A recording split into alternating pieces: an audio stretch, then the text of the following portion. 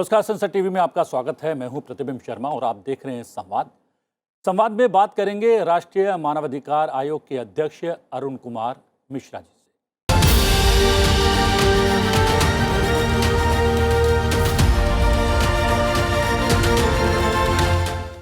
राष्ट्रीय मानवाधिकार आयोग के अध्यक्ष अरुण कुमार मिश्रा से संवाद शुरू करें उससे पहले यूं तो सब उनके नाम से परिचित हैं, लेकिन एक यात्रा देख लेते हैं संक्षिप्त तौर पर ग्राफिक के जरिए कि क्या कुछ रही है उनकी अभी तक की यात्रा। अरुण कुमार मिश्रा राष्ट्रीय मानवाधिकार आयोग के 8वें अध्यक्ष हैं। उनके पिता स्वर्गीय हरगोविंद मिश्रा भी मध्य प्रदेश उच्च न्यायालय के न्यायाधीश थे। उन्होंने विज्ञान में मास्टर डिग्री प्राप्त करने के बाद कानून की डिग्री हासिल की। वो भारत के सर्वोच्च न्यायालय के पूर्व न्यायाधीश हैं। राजस्थान उच्च न्यायालय के कार्यों में तकनीक को शामिल करने के लिए उन्होंने कई कदम उठाए। उनकी पहल में राजस्थान उच्च न्यायालय के पहले न्यूज़लेटर का प्रकाशन और एक संग्रहालय का उद्घाटन भी शामिल है। जी हाँ, हम बता दें कि परिप्रेक्ष्य क्या है। राष्ट्रीय मानवाधिकार आयोग एशिया प्रशांत क्षेत्र के 23 राष्ट्रीय मानवाधिकार संस्थानों के वार्षिक सम्मेलन की मेजबानी कर रहा है। क्या है पूरा आयोजन और इसका उद्देश्य क्या है, देखने में तो आयोजन बहुत बड़ा है। अरुण जी, क्या कुछ है इस आयोजन के भीतर? आयोजन वस्तुतः इस पर विचार करने के लिए है कि 30 वर्ष पूरे हो रहे हैं इस वर्ष पेरिस प्रिंसिपल्स को लागू हुए, और पेरिस प्रिंसिपल्स के अंतर्गत विभिन्न देशों ने अपने यहाँ मानवाधिकार आयोग की स्थापना की। जो हमारे यहाँ अधिनियम बना 1993 में, भारत इसमें अग्रणी था जी। मानवाधिकार आयोग को स्थापना करने में। तो भारत को श्रेय जाता है कि उसने एक शक्तिशाली मानवाधिकार आयोग की स्थापना की। मैं शक्तिशाली इसलिए बोलता हूँ, अगर हम इसकी कंपैरिजन, इसका तुलनात्मक अध्ययन करें अपने यहाँ के कानून जो बना और अन्य देशों में जो मानवाधिकार आयोग को शक्तियाँ दी गई, और जो हमारे यहाँ जो इसको इंफ्रास्ट्रक्चर पूरा प्राप्त हुआ है, और हमारे प्रत्येक राज्य में स्टेट कमीशंस भी बनाए गए, राज्य के मानवाधिकार आयोग भी बनाए गए। तो हमारे यहाँ जो संरचना है बहुत सुदृढ़ है और इसमें अधिकार भी बहुत हैं, और काफ़ी जो धारा 12 में उल्लिखित हैं उसमें एक ये भी कि जहाँ पर भी किसी भी प्रकार के मानवाधिकार का उल्लंघन होगा उसमें हम लोग दखल दे सकते हैं। तो इसके संबंध में माननीय उच्च न्यायालय ने कहा यह शक्ति बहुत अधिक विस्तृत है, प्रत्येक मानवाधिकार को हम लोग डील कर सकते हैं। अब इस पर विचार इस समय इसलिए आवश्यक हो गया है। एक तो ये विशेष सत्र इस पर आधारित है कि जो पर्यावरण में जो परिवर्तन आ रहा है, जो जलवायु में परिवर्तन आ रहा है, उससे क्या क्या समस्याएं उत्पन्न हुई हैं, तथा मानवाधिकार आयोग इसमें अपने शासन को, अपने राज्यों को, अपने राष्ट्र को किस प्रकार से सहयोग प्रदान कर सकते हैं कि वो जो उन्होंने सस्टेनेबल डेवलपमेंट गोल्स निर्धारित किए हैं 2030 तक के, जो एक ग्लासगो समिट हुई, उसको वो कैसे अचीव करें, उसमें मानवाधिकार आयोग क्या उनको सहयोग प्रदान कर सकता है, किस प्रकार से सहयोग प्रदान करे, यह एक विचार का विषय है एक सत्र में। इसके अलावा 30 वर्ष में जो हम लोगों ने क्या बेस्ट प्रैक्टिस, हम लोगों ने क्या अच्छा काम किया है, इस पर भी विचार विमर्श करेंगे, एक दूसरे से कि समझेंगे किसने क्या कार्य किया, ता आगे के जो भविष्य की योजनाएं हैं, संयुक्त योजनाएं जो बनानी है, उस पर भी विचार विमर्श किया जाएगा। एक सत्र इस पर आधारित है। 75 वर्ष पूरे हो रहे हैं ये पूरे चार्टर जो मानवाधिकार का जो घोषणा जो की गई थी, सार्वभौमिक घोषणा 1948 में की गई, उसके 75 वर्ष पूर्ण हो रहे हैं। तो उसमें हम लोग कहाँ तक पहुँचे हैं, तथा उसमें समानता का अधिकार, इक्वलिटी का न्याय सबको प्राप्त हो रहा है कि नहीं, सबकी स्वतंत्रता की रक्षा हम किस सीमा तक कर पाएँ, और हमें क्या उस दिशा में और अधिक करने की आवश्यकता है। तो एक सत्र इस पर भी आधारित है। तो ये बड़ा एक वर्तमान परिप्रेक्ष्य में अगर हम देखें तो पर्यावरण का एक विषय, चिंतनीय विषय है।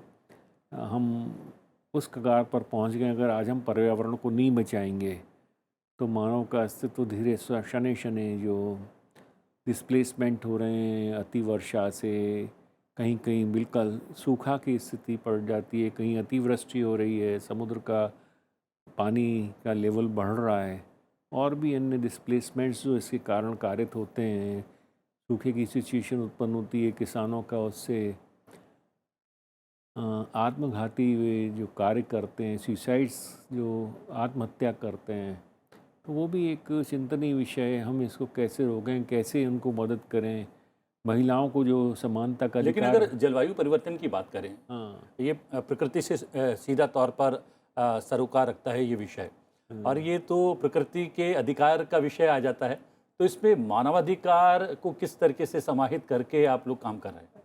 एक्चुअली ये प्रकृति हमारे कृत्यों से बनती और बिगड़ती है। जी।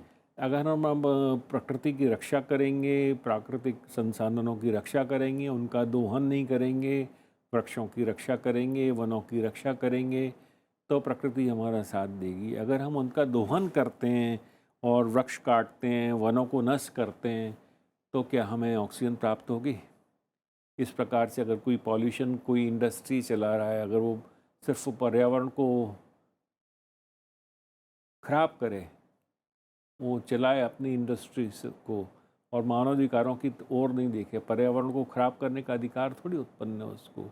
बिजनेस करने का अधिकार है, इंडस्ट्री चलाने का अधिकार है, परंतु उसको मानकों के अंतर्गत रखना पड़ेगा। जो पर्यावरण के मानक निश्चित किए गए हैं पॉल्यूशन कंट्रोल एक्ट में, इन्वायरमेंट एक्ट में, और जो अन्य दिशा निर्देश हैं उसके अंतर्गत उनको कार्य करना चाहिए। ये मानक तय करना और मानक पर जो है कार्य हो पाए, वो सरकार का और प्रशासन का कार्य है। तो इस क्षेत्र में सरकारों के साथ, केंद्र सरकार के साथ, प्रशासन के साथ कुछ जो है समायोजन करके आप लोग काम कर रहे हैं। अगर उस दृष्टि से कुछ कार्य हुआ है, कुछ बिंदु हम पर शिकायतें आती हैं इस प्रदूषण के संबंध में, जो प्रदूषण कारित होता है उसके बारे में शिकायतें आती हैं, तो उसको हम जानकारी पॉल्यूशन कंट्रोल बोर्ड से उसका प्रतिवेदन मंगाते हैं कि वो उसका इंस्पेक्शन करें। इंस्पेक्शन करने के बाद पश्चात वो हमें जानकारी देते हैं कि प्रदूषण वास्तव में कारित हो रहा है, नहीं हो रहा। तो उस पर फिर अगर प्रदूषण कारित हो रहा है तो वो अपने आप ही हमें एक्शन लेके उनको, अगर प्रदूषण को रोकने के, जब तक समाप्त करने के लिए संसाधन उपलब्ध नहीं होंगे किसी उद्योग पर, उस समय तक उस उद्योग को बंद रखा जाता है, उसको प्रोडक्शन को बंद रखा जाता है। इस प्रकार से पर्यावरण की सुरक्षा, हमारे यहाँ 8,000 से ज़्यादा केस इस प्रकार के आ चुके हैं। अभी वर्तमान में भी 46 केस लंबित हैं जिसमें हमने रिपोर्ट्स इत्यादि मंगाई हुई हैं, तथा कई इंडस्ट्रीज ऐसी हैं जिनको कि जो पॉल्यूशन कारित करती थी उनका बंद किया गया है, उनको रोका गया है जब तक कि वे निर्धारित मानकों के ऊपर खरे नहीं उतरते, उस समय तक उनको बंद रखने का आदेश पॉल्यूशन कंट्रोल बोर्ड से हमने हासिल करवाया। क्या महिलाओं को भी इस कार्यक्रम में केंद्र बिंदु महिलाओं का जो समानता, एक इक्वलिटी का अधिकार है, वो एक सत्र में एक इस पर विचार होगा। तो इक्वलिटी में जेंडर इक्वलिटी एक महत्वपूर्ण विषय है। जी। जेंडर इक्वलिटी जब तक हम हासिल नहीं करते, पूरे विश्व में अभी समस्या है कि महिलाओं को समान अधिकार प्राप्त नहीं हो पाए हैं। किसी न किसी क्षेत्र में उनके साथ अन्याय है। तो कहीं ये स्थिति है कि उनको शिक्षा का अधिकार प्राप्त नहीं है, किसी देशों में उनको पढ़ने नहीं दिया जा रहा, कहीं उनको परिस्थिति ये है कि उनको संपत्ति में अधिकार प्राप्त नहीं हो रहा, कहीं स्थिति है कि इनहेरिटेंस में अधिकार प्राप्त नहीं हो रहा, और कहीं उनको कार्य करने की उचित अवसर प्राप्त नहीं हो रहे एम्प्लॉयमेंट के संबंध में। तो ये सब चिंता के विषय हैं। उनको जब तक हम समान अधिकार की बात करते हैं, क्योंकि मानव अधिकार इस बात में विभाजित नहीं है कि ये पुरुषों के अधिकार हैं या महिलाओं के अधिकार हैं। जब मानव अधिकार सबके समान है, उनको क्यों न समान रूप से सहकारिता होनी चाहिए हर प्रत्येक जीवन के पहलू में, इवन राजनीति में उनको बराबर का स्थान प्राप्त होना चाहिए, उनको पूरा मौका प्राप्त होना चाहिए। और ऐसा नहीं कि हमारे यहाँ महिलाएं पीछे हैं। अगर आप हमारे यहाँ प्रायोगिक जो परीक्षाएं आयोजित होती हैं IAS इत्यादि की, अगर आप उसमें देखें तो महिलाओं की संख्या ज़्यादा है, वो ज़्यादा अच्छा परफॉर्म कर रही हैं। पर उनको मौका दिया जाना चाहिए, उनको पीछे नहीं रखा जाना चाहिए। उनके साथ जो अभी भी वर्तमान में अत्याचार हो रहे हैं उनको रोका जाना चाहिए। तो एक इस पर भी लेकिन ये हम देख रहे हैं महिलाओं के संदर्भ की अगर बात की जाए तो जो बीच का कालखंड है वो थोड़ा सा महिलाओं के लिए बहुत खराब रहा। हम जो हैं प्राचीन काल में देखते हैं हमारे यहाँ पर नारी को महिलाओं को स्त्री को बहुत ज़्यादा अधिकार प्राप्त है, यहाँ तक कि वो चुनती थी कि वो किससे शादी करे किससे नहीं करे, उसका प्रावधान भी था। अब क्या आपको लग रहा है पिछले कुछ वर्षों में महिलाओं के अधिकार को लेकर थोड़ी सी जागरूकता भी बढ़ी है, कुछ क्रांतिकारी कदम उठाए गए हैं, इसलिए अब सेना में, खेलों में और अलग अलग क्षेत्रों में महिलाएं बढ़ चढ़कर न केवल हिस्सा ले रही हैं बल्कि प्रतिमान भी स्थापित कर रही हैं? महिलाओं को वस्तुतः पीछे रखा गया, जी। उनके साथ अन्याय किया गया, उनको बराबरी का सहभागीदार नहीं बनाया गया। इसमें हमको स्वयं को, पुरुषों को, और पुरुष जो एक ऐसी मानसिकता जो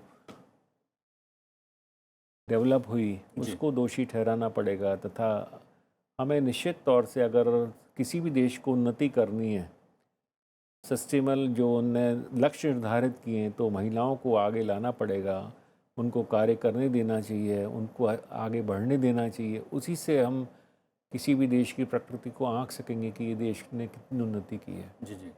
हम देखते हैं कि भारतीय जो है राष्ट्रीय मानवाधिकार आयोग तो है ही, अधिकार दिया गया है, कानूनी तौर पर भी दिया गया है कि राज्य भी अपने मानवाधिकार आयोग का गठन कर सकें। क्या कुछ कोऑर्डिनेशन भारतीय मानवाधिकार आयोग का और राज्यों के मानवाधिकार आयोग का होता है और किस तरीके से मिलकर इस क्षेत्र में काम किया जा रहा है?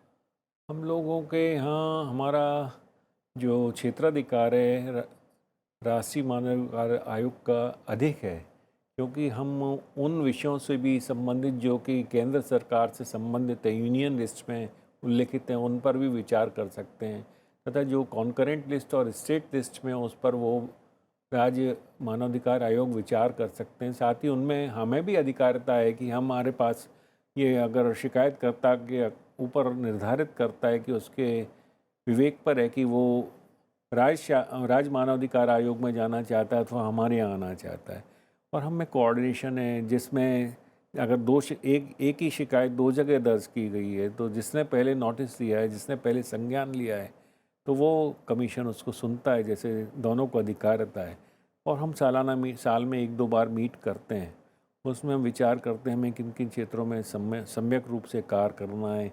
एक तो उसमें काफ़ी विचार विमर्श करते हैं। हमने पहले पिछले वर्ष भी मीटिंग की, इस वर्ष भी मीटिंग करने जा रहे हैं। तो इस प्रकार जी। से हम लोग मिलते हैं और विचार करते हैं और कैसे आगे बढ़ना है, ऑनलाइन कंप्लेंट मैनेजमेंट कैसे और आगे अच्छा करें, ये सब हम लोग। राष्ट्रीय मानवाधिकार को दो भागों में विभक्त करते हैं। एक तो 30 साल की पूरी जर्नी, और दूसरा आप जब से अध्यक्ष बने हैं तब से क्या कुछ क्रांतिकारी कदम उठाए गए हैं, कुछ बदलाव किए गए हैं? क्योंकि हमने एक न्यायाधीश के तौर पर आपने क्या कुछ किया अपने क्षेत्र में, वो तो आपके परिचय में हमने बता दिया, लेकिन राष्ट्रीय मानवाधिकार आयोग के अध्यक्ष के तौर पर कुछ ऐसे कदम जो आपने उठाए हों?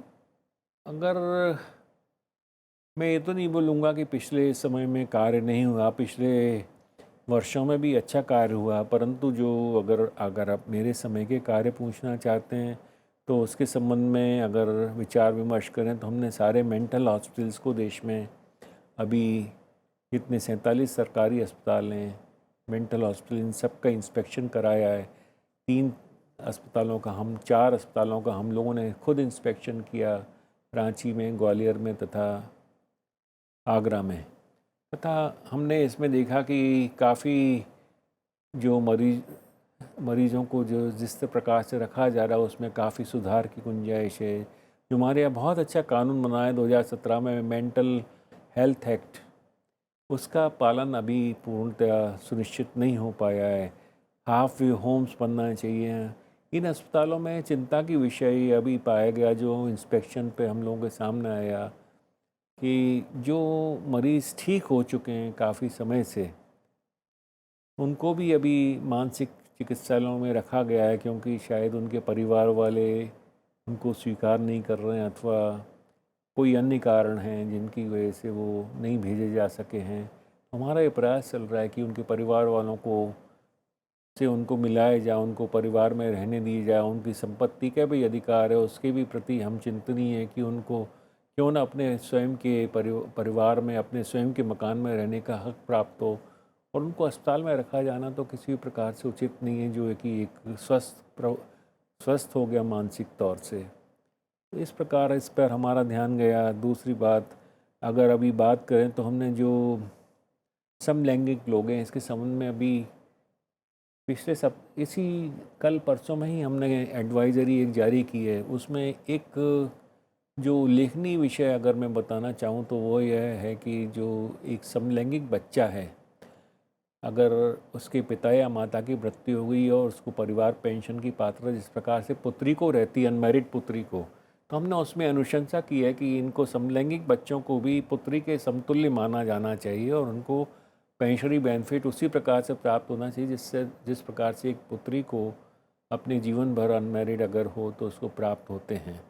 तो एक और भी उनको नई अन्य सुविधाएं देने का, इसी प्रकार से एक हमने जो अंधत्व की रोकथाम के लिए एक पूरे देश के जो आँखों के चिकित्सक हैं उनकी एक कॉन्फ्रेंस बुलाई थी, उसमें कोर ग्रुप की मीटिंग बुलाई थी। उसके बाद हमने एक एडवाइजरी जारी की है। उसमें भी ये अपेक्षा की गई है कि जो जिन लोगों की आँखों की रोशनी चली गई है उनको रिहैबिलिटेशन के प्रावधान जिला स्तर पर रिहैबिलिटेशन सेंटर्स बनने चाहिए उनको, जिससे सशक्तिकरण उन लोगों का हो सके, वे अपने पैरों पर खड़े हो सकें, दूसरे लोगों पर आत्मनिर्भर न रहें, आत्मनिर्भर बने। तथा इसके साथ साथ ये भी एडवाइजरी जारी की है कि जो फटाके जो चाइनीज़ क्रैकर्स चलते हैं इससे मोस्टली ब्लाइंड ये आँखों में क्रैकर्स, चाइनीज़ क्रैकर्स में ये है कि वो उसका आँखों में करंट चले जाने से आँखों की रोशनी जाती है जी। इसी नुकीले जो खिलौने हैं इससे भी बच्चों की आँखें पे नुकसान होता है। तथा एक अन्य चीज़ जो सामान्य तौर से लोग नहीं समझ पाते, जो चूना है पान में जो लगाया जाता है अथवा तंबाकू में लोग जो लगा के खाते हैं अपने पास रख लेते हैं उसको, अगर ये आँख से लग गया बच्चे की या स्वयं की आँख से इसका स्पर्श हो गया तो उसमें जो आँखों को नुकसान कारित होता है, इसमें पूरे विश्व में ऐसी कोई दवा नहीं है जो इस प्रकार के अंधत्व को समाप्त कर सकती है। तो इन चीज़ों के प्रति हमें जागृति, और भी यानी दवाई हैं ऐसी जो आँख को डैमेज पहुँचा सकती हैं, तो हमने उसमें ये कहा है कि इस प्रकार से इसमें लिखा जाना चाहिए इन दवाइयों पे कि इसमें ये नुकसान कारित होता है, तो उनको बच्चों की पहुंच से दूर रखना चाहिए। इसी प्रकार से एक अभी हमने राष्ट्रीय स्तर पर जो बच्चों का यौन शोषण हो रहा है इंटरनेट के स्पेस पर, साइबर स्पेस पर, इस पर एक कॉन्फ्रेंस बुलाई थी।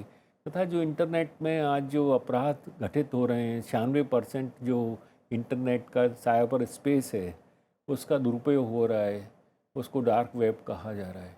उसमें सब प्रकार के अपराध घटित हो रहे हैं, बच्चों के यौन शोषण से लेके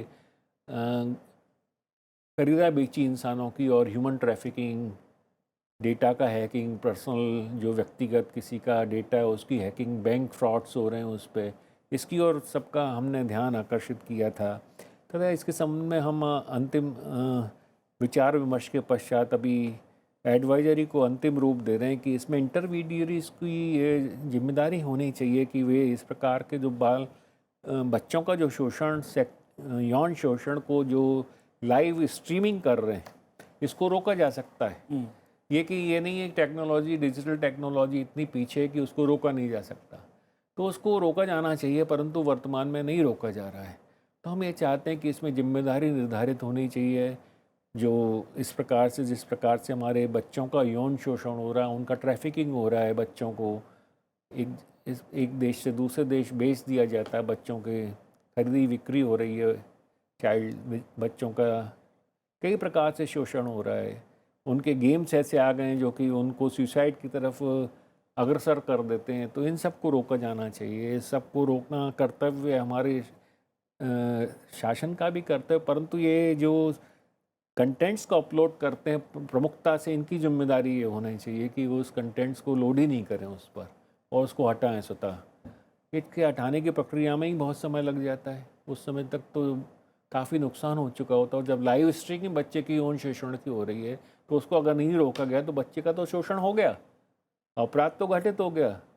तो इस पर हमारा ध्यान गया है। इसके अलावा हमने और भी एडवाइजरी जारी की हैं, फूड सिक्योरिटी के संबंध में एडवाइजरी जारी की, तथा इसके अलावा पोषणता को लेकर वो जो हाँ फूड एडवाइजरी है। फूड, जिससे कि सब लोगों को जो दूर दराज के क्षेत्रों में रहते हैं उनको बिना आधार कार्ड के राशन की प्राप्ति हो सके, जिस पे आधार कार्ड की नहीं बन पाया उसको भी राशन प्राप्त हो सके। जो एक कल्याणकारी योजना मुफ्त राशन दिया जा रहा है, जिस गरीबों को, दूसरे क्षेत्र ट्राइबल्स को अपने क्षेत्रों में अपने इसका लाभ प्राप्त हो सके, और उस पर सब काम कर चल रहा है। दूसरी तरफ हमने एक एडवाइजरी वो भी जारी की थी जो कि सेप्टिक टैंक में जो वर्कर्स जो काम करते हैं उनको भी सेफ्टी गियर्स प्रोवाइड करना, ये जिम्मेदारी स्थानीय निकायों की होनी चाहिए। वे इसको अभी सेफ्टी गियर्स को प्रोवाइड नहीं कर रहे हैं। और हमने उसमें ये भी कहा है कि इसकी यांत्रिकी सफाई होनी चाहिए। इन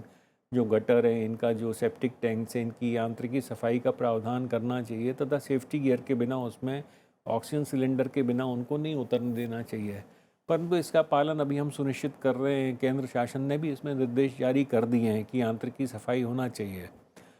इसको धीरे धीरे हम इंश्योर कर रहे हैं कि लागू हो। पर्यावरण की ओर भी हमारा ध्यान गया, उसकी तरफ भी हमने एडवाइजरी जारी की है।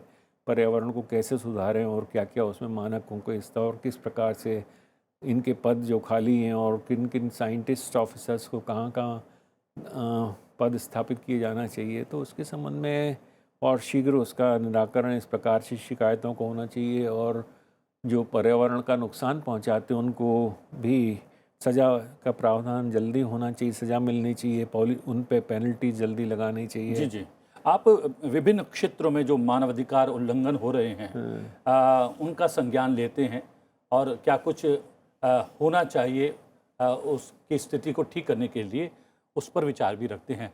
लेकिन माना यह जाता है कि आपके पास, राष्ट्रीय मानवाधिकार आयोग के पास और ज़्यादा अधिकार होने चाहिए जिससे आप एक्शन भी ले पाएँ। देखिए, ये लोगों को भ्रांति है कि मानवाधिकार आयोग पर अधिकार नहीं है। इससे अधिक अधिकार की आवश्यकता नहीं है। अच्छा। अगर विशिष्ट तौर से माने तो जिस प्रकार से मानवाधिकार आयोग के आदेशों का पालन होता है, इस प्रकार से कोर्ट की जो निर्णय, जो डिग्रियां होती हैं, उनका भी डिक्रीज का अनुपालन नहीं हो पाता, उससे अधिक हमारा आदेशों का अनुपालन होता है। अच्छा। और हम ये प्रयास करते हैं कि, और अगर किसी भी केस में अगर हमें जब तक ये प्राप्त नहीं होता कि इसका अनुपालन हो गया हमारे आदेश का, जब तक हम उस केस को समाप्त नहीं करते, उसको फॉलो अप करते रहते हैं। अच्छा। वो सब हम ये ऐसे कुछ केस स्टडीज जो आपने जिसको फॉलो किया और बाद में उसका निराकरण सामने आया और स्थिति भी बदल गई, कुछ बड़े कदम? ऐसे सामान्यतः जब हम किसी पर व्यक्तिगत तौर से जुर्माना लगा देते हैं तो ऐसा व्यक्तिगत तौर पर कोर्ट जाता है सामान्यतः, या उसकी विभागीय कार्रवाई करने की अनुशंसा करते हैं अथवा क्रिमिनल केस चलाने की अनुशंसा करते हैं उस पर। तो ऐसे लोग उसको विलंब कारित करने के लिए न्यायालय जाते हैं। उसमें प्रक्रिया में विलंब लगता है, पर अल्टीमेटली लोगों को न्याय प्राप्त होता है कोर्ट से भी। उसके बाद जो कोर्ट निर्णय करता है उसका पालन करना आवश्यक हो जाता है। जी जी। तथा सामान्यतः ये देखा गया है कि जो आदेश हैं उनका अनुपालन होता ही है। जी, चलिए समय समाप्त हो रहा है। चलते चलते मैं जानना चाहूँगा कि कितना विशेष है ये पूरा आयोजन और क्या कुछ संदेश इस आयोजन के माध्यम से आप प्रेषित करना चाहते हैं? इसमें जो एक अति महत्वपूर्ण ये सम्मेलन है, क्योंकि आज जो अपराध घटित हो रहे हैं इसका अंतर्राष्ट्रीय स्वरूप हो गया है, तथा जो बिजनेस है, जो ये आज ग्लोबलाइजेशन के, वैश्वीकरण के पश्चात इसका जब तक सारे देश मिलकर एक स्ट्रेटजी नहीं बनाएंगे पर्यावरण के संबंध में, क्राइम्स को रोकने के संबंध में, इंटरनेट पे जो क्राइम होते हैं अक्रॉस द बॉर्डर है, तो एक दूसरे का सहयोग, पर्यावरण जब तक सुरक्षित नहीं हो सकता जब तक कि सारे, जैसे एक देश पर्यावरण का ध्यान नहीं दे रहा है, एक देश ध्यान दे रहा है, तो एक देश के पर्यावरण पर ध्यान देने से पर्यावरण में सुधार नहीं आएगा। तो ये आवश्यक है कि सब लोग मिलकर विचार करें, सब लोग एक साथ स्ट्रेटजी का कायम करें। हमारे यहाँ एक सौभाग्य का विषय है कि जो हमारे यहाँ लक्ष्य निर्धारित किए गए हैं उसकी ओर हम लोगों ने कार्रवाई शुरू कर दी है। बायोफ्यूल के संबंध में जो फूड ऑयल है इससे भी बायोफ्यूल बनाया जा रहा है, जो इस्तेमाल नहीं हो सकता बाद में, बार बार इस्तेमाल फूड ऑयल है, इसको बायोफ्यूल में कन्वर्ट कर रहे हैं। हमारे यहाँ बिजली के व्हीकल्स आ रहे हैं, हमारे डिसेबल्ड के लिए व्हीकल्स आ रहे हैं। तो हमने एक सस्टेनेबल डेवलपमेंट गोल जो अपने लिए निर्धारित किए हैं उसकी ओर कार्य करना शुरू कर दिया हमारे देश ने। सारे स्टेक होल्डर्स हैं। रिसाइकलिंग, ऑटोमोबाइल इंडस्ट्री में इसके संबंध में हमारे यहाँ नियम बन के हमारे कार्य शुरू कर दिया गया है। तो एक रिसाइकलिंग से भी काफ़ी एक जो अगली पीढ़ी के लिए हम जो हमारा ये इकोलॉजी को संरक्षित करके छोड़ना आवश्यक है, उसके लिए भी उसको भी संसाधन चाहिए। इसमें इंटरजनरेशनल इक्विटी की बात आ जाती है। तो ये सब हमारे यहाँ सुरक्षित करने के लिए प्रयास जारी कर दिया है। ये अच्छी विषय है। हमें चाहते हैं सभी देश इस प्रकार प्रयास करते रहें जिससे कि पूरा विश्व सुरक्षित बने और पूरी मानवता की रक्षा हो सके। और मानवता की रक्षा तभी संभव होगी हम प्रकृति की रक्षा करें। अगर प्रकृति को रक्षा नहीं करेंगे तो मानवता की रक्षा तो संभव ही नहीं है। चलिए, आपको ऑल द वेरी बेस्ट। आपका ये आयोजन सफल रहे और मानवाधिकार के वैश्विक स्तर पर जो है उसकी रक्षा करने में कहीं ना कहीं कामयाब रहे। बहुत बहुत धन्यवाद, आपने समय निकाला और बातचीत की। Thank you very much. जी हाँ, राष्ट्रीय मानवाधिकार आयोग के अध्यक्ष अरुण कुमार से हम कर रहे थे संवाद में आज के लिए इतना ही। संवाद में आपसे फिर भेंट होगी एक नई विभूति के साथ। फिलहाल मुझे आज्ञा दीजिए, लेकिन देखते रहिए संसद टीवी। नमस्कार।